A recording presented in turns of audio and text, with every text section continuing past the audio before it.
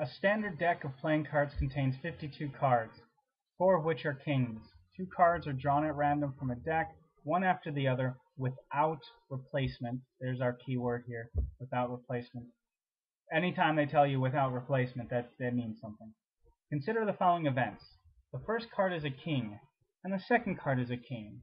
Which of the following describes the relationship between the events? The events are mutually exclusive. Mutually exclusive means 2 events cannot happen at the same time. Okay? These are completely 2 different trials. Okay? Mutually exclusive would be something like, can you roll a die? Or no, let's stick with cards.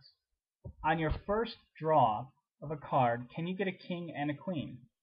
Because those are 2 outcomes, right? You can get a king or you can get a queen. But you can't get them at the same time. That's mutually exclusive. That has nothing to do with what's going on here. Here, we actually have 2 separate trials. Your first card and second card. So we're not dealing with mutually exclusive here now. Okay, so A and B automatically gone. The events are independent. Independent means you have more than 1 trial. So that's what's going on here. More than 1 trial. Independent means that the outcome in your second trial, the probability of it cannot change based on what happened on the first one. So let's talk about this. You pick your first king. Your first card's first king. What is the probability that that happens?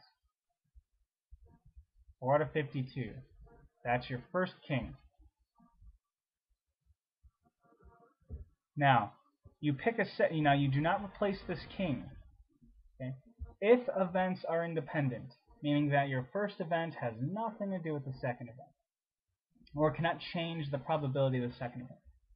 Since we did not put the first king away, how many kings are left when we try to pick our second king? Well, there's only 3 kings left. How many cards are left? Well, you didn't replace the king, so there's actually only 51. So here's the probability of picking a king on your first pick. Here's your probability of picking a king on your second pick. Are they the same number? No. Right? Not the same number, which means that the first trial had an effect on the second trial. That means that things are dependent. Okay, we say dependent because we say that the second trial's probability depended on the first one's outcome. So our answer here is B. So not independent. Independent would be like, I roll a 5 on a die and then I pick a king from a deck. Well, rolling a 5 on a die is not going to change the probability of you picking a king. Okay, so that's what we mean by independent. Not mutually exclusive, and they are independent.